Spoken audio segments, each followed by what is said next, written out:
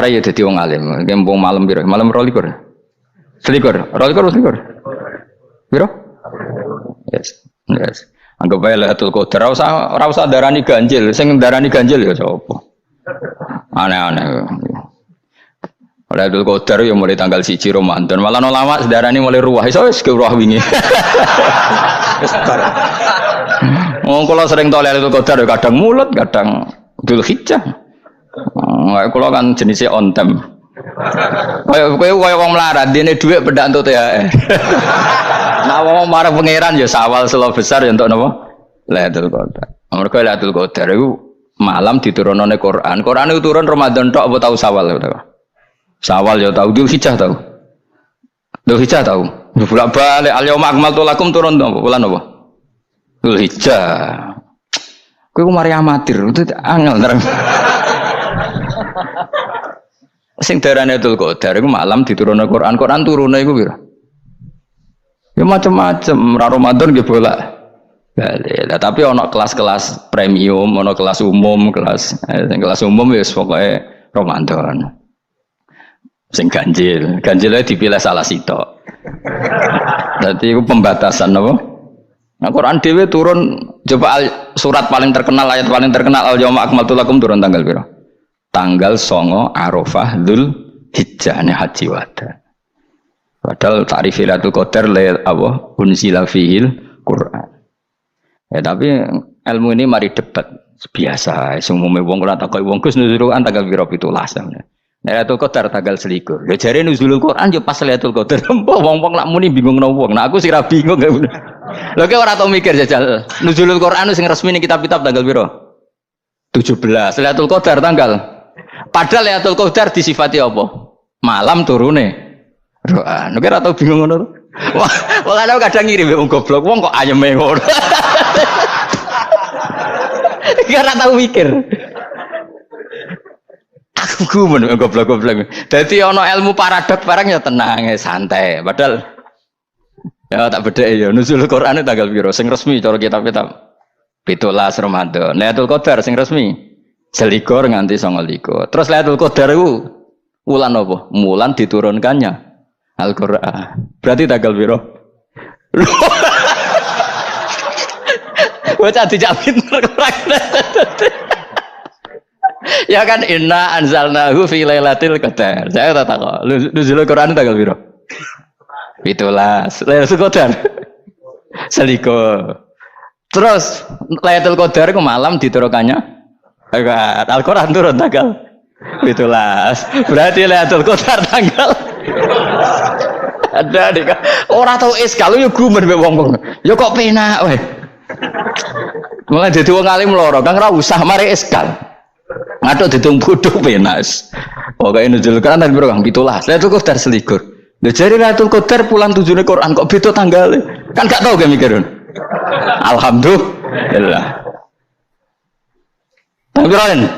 Lailatul Qadar aku lho. Saya guys pinter. Tanggal piro, Bos? Gitulah berarti sekeliwat. Jadi ilmu itu kabeh bingung no kan. Ya biasa bingung. Mulane yang bodho barokah. Barokah. Barokah. Kula cara ora dipilih pangeran nggih milih dadi wong bodho, tapi wong pangeran milih kula dadi wong pinter dadi tak syukuri wae. Tapi kadang kula iri, wong bodho ku iri. Modele penak urip ngono. Santai. Ya saiki ya Lailatul Qadar ku sifate apa? Inna anzalnahu fi lailatul. Normale kan ainun nuzulil Quran yo ainul lailatul qadar. Berarti tanggal piro? Udah rawade ta. Innalillahi wa inna ilaihi raji'un. Kita warai ilmu cara wong alim. Meskipun sampean boleh bantah siji yo kadang keterbatasan ilmu. Nomor loro hasud, bantah kan sebab macam-macam. Hasud. Nomor 3 bantah gue kegiatan. Kayak wong kuliah nak agak kritis kan darani ra pinter. Jadi cocok lah ya kudu bantah. Engko khas-khasan cerdas apa? Nomor 4 bantahan itu sifatnya wong wedok. Menang kalah protes. Berarti kowe ora lanang berarti wedok, tukang protes itu wedok. Nomor 5 bantah itu berarti dia punya keiskalan tapi nggak bisa keluar dari keiskalan itu. Jadi problem Anda ditimbangkan ke saya, itu ya ora sopan. Problem-problemnya dhewe kok ditimbangkan ke saya. Begini terang no. Hukumnya Allah Ta'ala itu ada yang berstatus itu lugu. Lugu itu ya lugu ummi. Karena agama ini memang ummi. Ummi itu lugu. Sehingga agama ini tidak perlu diterangkan. Ketika Abu Hanifah, agama ini ketika datang, itu orang lugu. Lugu itu murni. Murni itu proporsional. Sehingga sifat ummi itu baik. Misalnya saya bilang gini, rungono awas kena keliru. Kalau kamu sholat itu batal kalau makan. Itu ukurannya 1 upo apa 1 piring? 1 upo kan? Itu sudah batal. Terus kalau saya bilang gini, Cong nak tamu keimangan, itu 1 piring tak 1 upo. Enggak jawab ya? 1 piring. Orang iso misal, tak keimangan, gue 1 upo. Nah, lalu Anda ditanya gini, lalu definisi makan itu apa? Memasukkan 1 piring ke mulut, apa 1 upo ke mulut? Dalam bab sholat 1 upo ke mulut itu makan. Tapi dalam bab hormat tamu itu 1 piring. Setuju ya? Tawari pinter kayak. Ayo tawari ya. Wes setuju ya? Wes pinter. Lo jawab wes pinter. Urung. Lailatul Qadar ya kono. Misalnya Lailatul Qadar menjadi super karena ada sesuatu yang super turun, yaitu Lailatul Quran. Jadi menjadi super karena yang turun adalah sesuatu yang super, dan itu artinya tanggal loh salah nih aku cek itu utek tanggal 21 kabeh sing ngaji ning kene. Oh jelas inna anzalnahu fi lailatul qadar. Rujuke ning ndi? Quran kan? Wa ma adraka ma lailatul qadar. Lailatul qadri khairum min alfi syahr. Makanya Lailatul Qadar itu ya bisa saja tanggal 1 kemarin sudah kelewat. Mbok entah ini jebelis baris dada atau mungkin Saban. Jadi perdebatan ulama tentang Lailatul Qadar, malah ada wali yang bilang saya tiap hari mendapat Lailatul Qadar. Nah, itu malah ra kelas meneh, malah pusing, malah napa? Pusing. Udah enggak usah mikir itu. Jadi hukumnya Allah itu ada 2. Ada hukum itu lugu dan ini bagus. Makanya saya itu kenangan saya terbaik dalam membela Allah dan Rasul. Saya ulang lagi, kenangan saya terbaik dalam membela Allah dan Rasul itu masalah faraid. Dulu mungkin banyak yang ingat lah ketika tahun berapa lupa saya, tapi ada seorang menteri dan pakar Islam menggulirkan isu hak waris itu sama, lelaki dan perempuan sama, alasannya karena perempuan sekarang kerja. Jadi gara-gara kesamaan gender kemudian mereka ingin bagi waris itu apa? Sama lidzakari mislu hadzil unsayain itu ditentang. Gerakan itu pernah menguat, termasuk yang bisa dengan tanda kutip bisa menghentikan gerakan itu termasuk itu saya. Yang punya pikiran gitu tak parani, tak tantang begini. Saya bilang gini, Anda ngomong ini itu karena pinter apa karena tren? Tak tanya, ya karena pinter. Saya ini kan orangnya keren, punya kepangkatan jos lah. Ya kepangkatan jos, kepangkatan dunia, mesti cara pangeran bojos ora ya ora. Cara ukuran dunia itu jos lah. Tak tanya, saya itu Pak Ba, termasuk yang setuju gerakan kesamaan gender. Dulu kan lelaki perempuan itu beda sekali karena lelaki kerja perempuan tidak. Sekarang sama-sama kerja maka warisnya harus sama. Terus saya tanya gini, lalu penyebab warisan itu kerja apa lelaki? Dia jawab kerja. Dia nggak ngerti kalau ngadepin saya. Saya ini kan orang alim yang biasa belajar mantek. Dan ini roh nak aku ngalim. Sembrono ya jadi ini. Ketika tak tanya gini, lalu misalnya saya punya anak, yang anak saya putri itu direktur BUMN atau direktur bank atau direktur PT besar. Kemudian anak lelaki saya idiot, goblok. Warisannya dikasihkan siapa? Kalau kerja adalah alasan dapat warisan, berarti anak saya perempuan itu yang dapat warisan dong. Anak saya lelaki kan idiot, nggak kerja. Lalu warisan itu berdasar prestasi apa empati? Kalau berdasar prestasi malah Anda ini aneh. Sudah kerja direktur BUMN hanya karena dia kerja, dia dapat warisan karena Anda bilang asbabul irsi adalah kerja. Kalau saya bilang karena empati, saya juga gak fair. Yang kerja juga butuh modal gak saya warisi, tapi yang idiot tak warisi karena warisan berdasar empati. Lalu Anda milih mana? Bingung deh nih. Sampai dia ikrar, saya belum pernah mendapat perlawanan seperti ini karena Anda ngomong sama orang-orang goblok, kata saya. Terus saya bilang, saya ini ngaji Wahab khatam berkali-kali. Anda mungkin baca kitab Wahab itu hanya terjemah. Maka menurut Islam yang menjadi hak waris itu sebabnya zukurah wal unasah, kelelakian menjadi dapat 2 bagian, keperempuanan menjadi 1 bagian, dan itu Islam tidak mau urusan dengan prestasi maupun empati, mujarrodul zukurah dan mujarrodul unusah. Sehingga dengan seperti ini tuh Islam nggak ribet. Coba kalau kamu pakai ilatul hukmi, pakai cara berpikir logika, malah ruwet. Karena tadi, kalau kesamaan gender itu karena perempuan kerja, lalu misalnya yang lelaki idiot misalnya atau pengangguran, warisan kamu kasihkan siapa? Kalau kerja itu menjadi alasan hukum, kamu kasihkan yang perempuan kan? Aneh enggak? Yang sudah kerja malah kamu kasih warisan, yang nganggur enggak? Berarti berdasar prestasi atau berdasar empati. Kalau kamu dapat warisan, idiot dulu dong, idiot dulu, goblok dulu, kecelakaan dulu, baru dapat warisan karena dapat empati. Yang sudah PNS enggak perlu dapat warisan karena sudah juga ruwet. Fikih seperti ini ruwet gak? Ruwet. Nah, kata Imam Haromen gurunya Ghazali, agama itu kadang dinuna dinul ajais. Kita ikut yang lugu saja. Allah bilang lelaki dapat 2 bagian dari perempuan, ya lelaki ya yang punya alat kelamin, penis. Perempuan yang punya farji, ya sudah gitu aja, gak usah ruwet-ruwet. Kenapa begitu? Ya sudah seperti itu. Nanti lama-lama gini kalau diterusin. Ada seorang dokter fikih perempuan. Dia menguasai fikih sholat. Ruhin lanang tapi gak nguasai fikih sholat. Rohnya mau pesolatan misalnya. Lalu yang jadi imam siapa kalau berdasar prestasi? Perempuan dong, karena dia doktoral fikih sholat. Dia nguasai aneh-anehnya sholat. Goro ibu masaili sholat dia nguasai. Sementara Ruhin takoi sholat itu apa? Pokoknya ini gugus ngadeg terus lugu. Terus ngadeg malah. Apa? Ada mulan. Nak salam ngalerin. Dia tahunya hanya itu dok. Lalu kalau nuruti imam sholat adalah yang terpandai dalam fikih sholat, tentu yang imami perempuan. Tapi agama ini tidak seperti itu. Pokoknya wong lanang imami, wong beda. Jadi makanya kata Imam Haromen, dinuna dinul ajais. Sampai Said Muhammad itu sering ngutip beliau gini kan, Allahumma imanan ka imanil ajais, ya Allah. Semoga iman saya menerima konsep engkau itu ka imanil ajais. Imannya wong wedok-wedok sing lugu. Ajis itu perempuan lugu yang sudah sepuh. Jadi misalnya ngukur anak seneng ya anak kono gedang goreng, ngekei duwe, ya lugu saja. Itu bagus.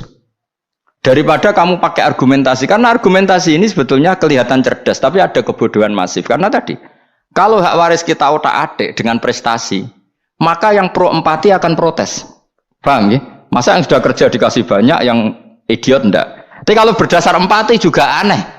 Masa dapat warisan harus goblok dulu, harus kecelakaan dulu. Maka Rasulullah pernah ngendikan ketika ditanya, lalu warisan untuk siapa ya Rasulullah? Nabi jawabnya lucu. Fali aula rojulin dakarin. Jadi Nabi sempat ngendikan kata rojul. Kemudian direvisi dakarin. Fali aula rojulin dakarin. Semua ulama ngendikan dakarin di sini adalah badal. Nabi ngendikan rojulin. Kemudian Nabi ingat kalau rojul itu identik dengan lelaki dewasa. Apa? Kemudian Nabi mengulang lagi dakarin. Tidak harus dewasa, yang penting lelaki. Jadi meskipun baru lahir, kalau dalam keadaan baru lahir namanya apa? Kan dakarin kan? Belum bisa dikatakan rojul. Paham ya?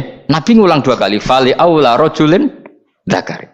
Ini penting saya utarakan supaya clear. Jadi agama itu gak usah diotak-atik. Ya itu tadi misalnya imam sholat itu lelaki. Ya sudah lelaki. Lelaki itu apa? Yang punya alat kelamin lelaki. Jangan dibalik ini. Yang dikatakan lelaki itu orang kuat. Sehingga meskipun perempuan kalau kuat, misalnya perempuan anggota poluan, lelakinya cemen, idiot, maka imamnya perempuan gitu. Karena makna lelaki adalah kuat. Ini keruwetan. Jadi agama itu tidak seperti itu. Nah sekarang kembali ke pilihan. Yang dikatakan pilihan itu orang hebat. Apa yang dipilih? Apa berdasar definisi? Apa berdasar kehendak yang milih? Loh kok mulai do pinter? Tumben do pinter. Alam raya ini milik Allah. Dan semua di alam raya ini milik Allah. Maka dipilih tidak dipilih itu terserah yang punya apa terserah kita. Apa terserah kriteria, apa terserah definisi. Dalam konteks kita sebagai objek diambil, tentu terserah yang punya. Kemudian Allah bilang, orang-orang itu saya pilih. Nah kalau milihnya Allah berdasar kepunyaan, tentu Allah boleh dong memilih orang yang sebetulnya berstatus dolim. Ya tapi ya tetap dia dolim, tapi ya tetap dipilih. Kenapa ya? Karena Allah yang punya. Saya misalnya orang kaya, boleh nggak punya HP buruk? Boleh kan? Terserah saya. Saya orang kaya, beli HP mahal, medium dan paling buruk, boleh enggak? Boleh saya yang punya. Nggak boleh, Gus, dengan orang kaya harus beli HP yang mahal. Yang bilang harus siapa? Nah, kegoblokan kita ini seperti ini. Nak wong sugih HP ini kudu larang. Nak wong alim kudu bojone ayu. Sing kudu darani kudu ayu ku sapa? Nak maji jalan yang dumbu swarga lho kudu iku sing swargane mbam tapi kudu. Nah, kita ini sering berpikir ngatur Tuhan. Nah, Indonesia negara yang mayoritas muslim terus Islam Indonesia kudu dadi sampling Islam seluruh apa? Dunia. Ya ora usah sombong ngono ya keben mayoritas juga wonge kakean ngono ae ora perlu GR jadi sampling percontohan Islam internasional ora perlu ngono. Lah misalnya terus dadi contoh misalnya nang Masjid Haram niru Jumatan ning Indonesia berangkat mbek do rokokan. Bariku teki diusep-usep nang pojok pager. Lah misalnya wong Mekah terus do ngono kabeh karena mencontoh Islam Indonesia. Kacau gak? Ora usah GR ngono biasa wae. Napa? Biasa wae. Terus misalnya mencontoh Islam Indonesia, Indonesia nak jaran Wali Songo terus tahlilan nunggu nganti setengah jam. Lah terus raudhah dikepung ngono rak macet Mekah Madinah. Mergo agar ziarah Nabi terus lungguh apa? Sak jam. Nah ning wali sak jam ning Nabi 2 jam lah kira-kira gitu. Ya malah nganyak Kanjeng Nabi tuh. Nabi sekaruan Afdhalul Khalqi mbok dongakno wa maghfir lahu warhamhu. Iku malaikat sak langit misah. Ya Nabi kok dongakno di sepuro. Kowe tapi ya butuh sepuro. Enggak boleh doakan Nabi gitu, enggak boleh. Wa sholli ala sayyidina Muhammad wa ala alihi, enggak boleh pakai ighfir lahu. Masalahnya tahlilan apa alam donga iku terus kamu gunakan. Ya misalnya terjadi percontohan Islam dunia terus Nabi kapundhut ditalkin, nak ditakoki waman rebuka piye. Terus Nabi warai waman nabiyuka. Mesti Nabi yo pro, lah aku Nabi coba takoki. Jadi kita ini sering kumo luhur karena kita mayoritas terus jadi percontohan ora usah ngono. Paham ya napa? Ndak usah ngono, mayoritas saya, tapi ora usah GR jadi apa? Percontohan internasional. Mungkin kalau masalah Islam damai ya bagus. Tapi itu kan tidak hanya Indonesia. Di mana-mana yang Islam damai juga banyak. Dan yang tukaran juga banyak. Toh yang tukaran nggak pernah maklumatkan diri ini percontohan janda. Ya biasa saja. Saya ulang lagi ya. Maka menurut saya nggak akan benar pendapat Khawarij atau pendapat Islam yang keras bahwa orang dosa besar itu keluar dari Islam. Karena ketika Allah mengatakan kemudian aku pilihkan kitab ini tak kasihkan orang-orang yang saya pilih, itu diantara yang pertama adalah meskipun mereka sebagian tetap zalim. Artinya tetap zalim itu tidak menjadi dia keluar dari status Islam. Paham ya? Sekarang saya tanya, yang dikatakan warga Indonesia itu siapa? Ya siapapun yang bergeografis di Indonesia, lahir sebagai akte Indonesia, saya orang Indonesia.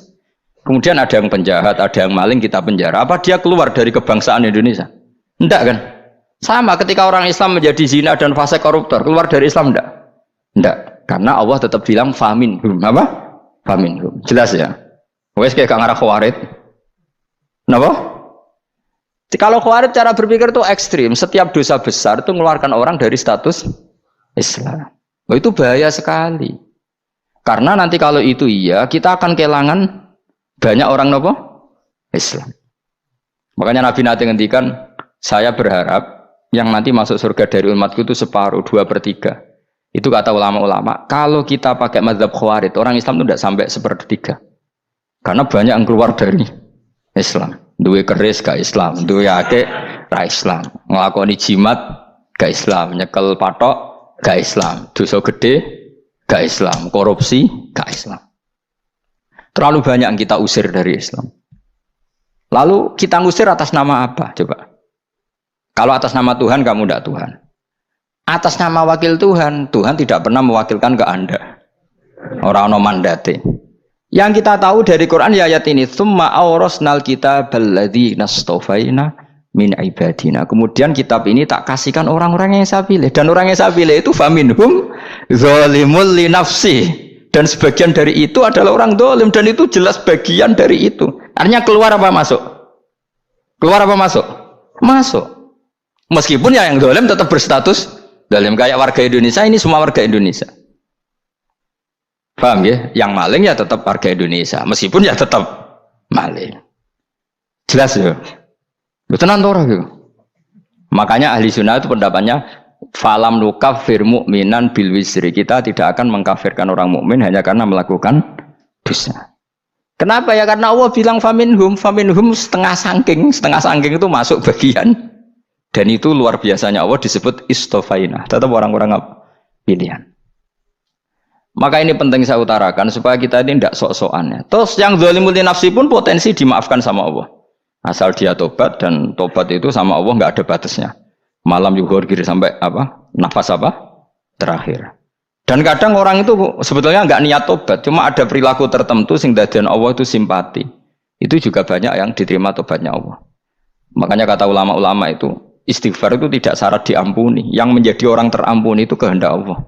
Istighfar itu bagian kecil dari syarat-syarat itu. Tapi bisa saja orang tanpa istighfar tapi diampuni Allah.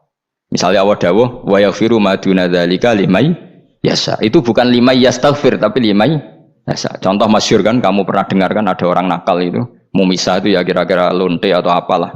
Dia datang pulang ketika melihat anjing ngeleti pasir, dia berpikir ini kehausan kayak saya. Kemudian dia turun ke sungai memberi minum anjing itu, kemudian Allah memaafkan dia karena itu. Pas itu di semua hadis riwayatnya dia tidak pernah istighfar. Terlalu punya perilaku yang menjadikan dia diampun. Banyak enggak seperti itu? Banyak, makanya wa yaghfiru ma duna dzalika limayasa. Mayasa itu ya yang digedaki Allah. Bisa saja kalian ini sering istighfar tapi enggak dimaafkan Allah. Tapi delala punya satu perilaku yang cara Allah itu penting, kemudian dimaafkan. Kayak Saharatu Fir'aun itu dia tidak pernah istighfar, tukang sihir Fir'aun. Dia diampuni Allah, dikasih iman tuh gara-gara jadi wong Jogja. Terus ngono tok. Jadi pas mau duel adu sihir.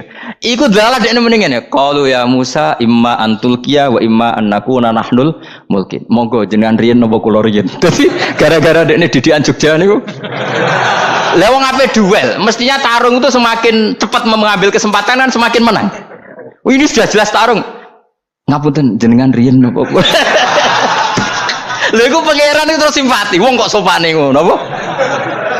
Akhirnya Allah memberi iman gara-gara apa? Imma antulqiya wa imma annakuna nahnul mulkin. Monggo jenengan riyen. Lah Musa juga, Allah juga gak terima kalau nabinya kalah sopan. Sehingga Allah memerintahkan Musa adalah sopan. Mboten jenengan mawon. Jadi Nabi Musa qala bal alqu. Jadi Nabi Musa enggak jenengan riyen mawon. Jadi coba, itu kan unik. Dia tidak ingin diampuni Allah, tapi adalah dia sebenarnya satu perilaku yang menjadikan Allah itu simpati, yaitu kesopanan dia dengan Nabi Musa. Imma antulqiya wa imma annakuna nahnul. Nabi Musa juga bilang qala bal alqumu go jenengan riyen mawon. Akhirnya sakit nggih nak ngoten.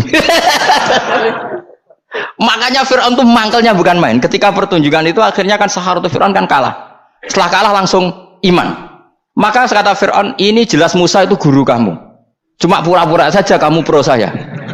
Lah buktinya apa? Jare buktinya tadi monggo-monggonan gitu.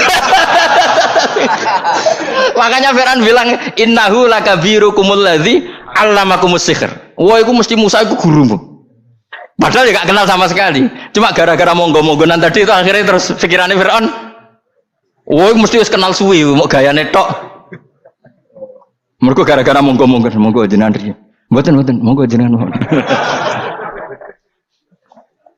Jadi makanya sampean jangan putus asa. Makanya keliru sekali kalau kita bilang diampuni Allah nunggu istighfar. Enggak. Tentu istighfar penting, kita sepakat. Istighfar itu penting, kita sepakat. Tapi itu tidak satu cara-caranya Allah untuk orang bisa diampuni. Nabi misalnya ngendikan ana wa kafilul yatim kahateni fil jannah. Coba. Orang sering istighfar sama kafilul yatim, kira-kira surganya cepat mana? Cepat kafilul yatim meskipun enggak istighfar. Kalau istighfar terus tapi medhit ra karuan. Tak jamin mlebu neraka. Alamatnya medhit jelas ning neraka aku roh. Wis jelas. Al-bakhil itu qaribun minan nar, jelas alamatnya deket-deket situ lah, paham ya? Wis jelas as-sakhi qaribun minallah, qaribun minan nas, baidun minan nar. Nah al-bakhil baidun minallah, baidun minal jannah, qaribun minan nar. Jadi wong medhit itu ya deket-deket situ alamatnya sudah jelas deket-deket neraka. Ana wa kafirul yatim kahateni fil. Berapa? Apa semua yang dimaafkan Allah Nabi nyebut syaratnya istighfar? Kebanyakan malah enggak. Orang alim misalnya. Makanya orang alim kalau jarang istighfar kamu enggak usah iri. Orang alim tuh mulang tok, itu langit bumi mintakan ampun. Wa innal alima la yastaghfiru lahu man fis samawati wa man fil ard hatta khitan fil bahr. Orang alim itu otomatis dimintakan maaf oleh langit dan bumi sampai iwak ning laut. Mulane jenenge Gus Pak jangan istighfar. Aku sing istighfar is akeh sembrono. Langit bumi no. Mulane kula nu jarang istighfar bukan karena saya sombong, memanfaatkan istighfar mereka no. Dan saya yakin itu lebih mandi timbang istighfar saya. Mon koman fis samawati nglebokno Jibril, Mikail. Orang-orang keren no, makhluk-makhluk no, keren. Saya baru cari hadis yang wa innal muta'allim sing ijek belajar tapi belum ketemu. Nanti kalau ketemu tak kasih tahu apa? Karena hadisnya yang saya baca masih wa innal alim apa? Orang alim jadi agak ketat. Nah, nanti kalau sudah ketemu wa innal muta'allima. Nanti dicari. Tapi pasti palsu kalau ada itu. Karena semua teksnya itu apa? Alim. Atau ya kamu alim dibanding yang di bawahnya ya semoga itu masuk apa? Jadi dibanding orang Papua kan harus alim. Saya ulang lagi ya, ini penting sekali. Jadi latihlah jangan punya gerakan takfiri orang lain dianggap kafir, orang lain dianggap kafir karena Allah tidak pernah mengusir hambanya. Meskipun apapun salah najiyah kata Allah tetap faminhum. Apa? Faminhum. Hum itu rujuknya ke yang depan. Jadi termasuk orang-orang yang saya pilih adalah faminhum zalimul li nafsi, tetap dia di arena itu. Nisbatnya Islam ya tetap di area Islam itu. Meskipun yang ya kayak warga Indonesia coba. Warga Indonesia itu siapa yang terlahir di Indonesia dan berKTP berkartu keluarga Indonesia sudah. Nanti tentu yang bajingan tetap bajingan, yang koruptor tetap koruptor. Tapi menjadi warga Indonesia terus keluar dari warga Indonesia. Tetap warga Indonesia. Kira-kira seperti itulah analoginya. Tetap istofaina tapi tetap berstatus faminhum dalim. Tapi rujuknya kan tetap faminhum iku setengah saking alladzinas tofaina. Mulane ngaji sing tenanan, kowe ora usah anut khawarit. Khawarit ku apa? Ngamukan. Sithik-sithik wong liya salah iku apa-apanan. Lho saya juga mangkel be wong dalim. Semua orang soleh mangkel be wong dalim, tapi ya dihukum saja. Misalnya dalam Islam ada qisas, ada ada haddul qadzab, haddus sarika. Ya hukuman ya hukuman saja, tapi hukuman itu tidak bisa menghilangkan status. Ya sama seperti manusia tetap manusia, meskipun apapun dia ya manusia. Ya tadi misalnya manusia itu siapa? Ya manusia itu ya manusia. Terus kamu bikin orang yang standar ideal manusia adalah yang berperilaku baik, yang enggak pernah salah. Kemudian kalau Zaid itu maling berarti tidak manusia. Terus barangnya apa? Ketek. Tidak bisa, makanya kembali lagi dinul aja. Kamu bikin definisi manusia itu tidak usah seangkuh itu. Manusia seperti ini manusia ya sudah, maling ya manusia, orang soleh ya manusia, orang sedengan ya manusia. Lelaki itu apa? Yang punya alat kelamin penis itu lelaki, titik sudah. Sehingga nanti warisannya ya dia lelaki. Sholatnya dia bergaya. Kamu tidak usah bilang gini, lelaki adalah yang cakap memimpin, yang maco, yang kuat. Jika kalau tidak seperti itu namanya perempuan. Terus kamu membolehkan yang seperti ini jadi makmumnya perempuan, imamnya perempuan sing maco. Kacau enggak kalau agama nuruti logika-logika itu? Enggak, jawab aja. Kacau. Lalu lucunya sekarang banyak kecerdasan yang mengarah ke sana. Makanya agama ini jadi kacau karena sudah ada dinul ajais. Agama ini agama ummi. Ya agama ini agama ummi. Kata Allah huwallazi ba'atsa fil ummiyin. Ummiyin itu lugu-lugu itu polos. Jadi kalau orang polos misalnya gini, ini apa? Kira-kira kalau jawab orang polos ini, jam. Bagus kan jawab jam. Jam untuk apa? Penunjuk waktu ya sudah seperti itu. Tapi kalau orang engkek, ini itu apa jam? Itu barang murahan, bulat kan oleh jawab. Ono numpak mobil carry itu apa? Itu black melaku. Yang mobil itu Alphard. Jadi kacau. Enggak boleh agama dibawa ke sana. Apa? Agama di sana dibawa ke sana. Nah itu madzhabnya ahli sunnah apa? Wal jamaah. Ketika Rasulullah ngendikan la yu'minu ahadukum hatta yuhibba li akhi, ora kok diarti ini ora iman. Jika yang menyala itu tidak iman, tidak seperti itu cara mengartikan ahli sunnah wal jamaah. Karena status itu tidak pernah hilang. Yang hilang hanya kesempurnaannya. Paham ya? Kesempurnaan kita jalani manusia hilang karena kita maling, karena jadi koruptor. Tapi tetap kita manusia. Kesempurnaan kita sebagai orang mukmin hilang kalau kita fasik. Tapi kita tetap mukmin. Paham ya? Makanya setiap hadis gitu kata ahli sunnah la yu'minu imanan kamilan. Wis dong ya? Dong? Ya terus alhamdulillah subhanallah. Ya udah alim semalam rolikur. Malam Lailatul. Aku kadang yang melok goblok aduh. Saya tuh sering dididik sama bapak saya, sekumpul wong akeh yo kudu melok goblok guys. Makanya bapak itu kalau ada orang pidato, bapak kan juga nggak suka pidato juga, tapi ya kerso kadang-kadang, saya pun kadang-kadang kerso. Asal sing utus pernah guru, pernah sepuh kadang kerso. Nah, bapak nak bahas pengajian ngomongin balik dari bapak, malah bingung, ngomong apa wae. Coba kita dengan PD-nya bilang Lailatul Qadar itu 21 sampai berapa? 29. Lailatul Qadar. Warna iki malam Lailatul Qadar. Lalu Lailatul Qadar keren tuh karena apa coba? Karena nuzulul Quran. Lalu nuzulul Quran tanggal 17. Lalu Lailatul Qadar tanggal berapa?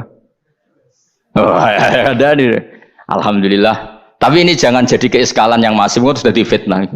Coro Gus Bak, ya coro Gus Bak, coro Quran ngawur gitu. Sembrono. Memang aku tidak pendapat tentang Quran, ya dan ayatnya seperti itu. Maka yang benar, Lailatul Qadar itu kata ulama-ulama dulu, orang yang beramal soleh, ya itu sudah anggap saja dapat Lailatul Qadar. Ora usah ndelok esuk-esuk ndelok srengenge blerengen ta ora. Nek ora blerengen berarti untuk Lailatul Qadar. Jan mendung kan blereng piye. Terus bengi angite sayup-sayup. Anggere dini hari ya sayup-sayup blok ke blok aneh-aneh wae. Lah nek pikir segoyo ora, berarti wong laut gak tarah untuk Lailatul Qadar, ke segoro kidul angine bianter. Lah nek ning Dieng ya mesti sayup. Mau angin dok gunung wis kesel tadi harus sayup-sayup. Gawe ukuran ojo ngono, gawe ukuran ngono rak wong Dieng luwih ngrasa entuk Lailatul Qadar timbang wong segoro kidul. Ke segoro kidul angine apa? Buanter. Padahal alamate piye? Sayup-sayup. Mana-mana. Maksudnya alamat ngono iku ora ngono, maksudnya ayat iku Kanjeng Nabi mbak dawuh ngono, maksudnya ora ngono. Wes dong ya. Ayo Lailatul Qadar tanggal aku seneng wong bodho. Enak urip wis happy no? Happy. Ya saya ulang lagi ya. Jadi kejati dirian itu tidak bisa hilang dengan standar keidealan. Yang hilang itu standar apa? Keidealan. Misalnya kita maling, ya eman lah sebagai orang mukmin kok maling. Warga Indonesia kok kriminal tuh eman, tapi dia tetap orang Indonesia. Orang Islam tetap Islam meskipun dia fasik. Sebab itu Allah ngendikan faminhum dzalimul linafsi. Sebagian dari orang yang saya pilih dia adalah orang dolim. Ya dolim saja. Kamu jangan kamu katakan kafir ya dolim saja. Dolim kira-kira maknanya kurang ajar, kacau, kriminal. Tapi kan tetap dia orang Indonesia.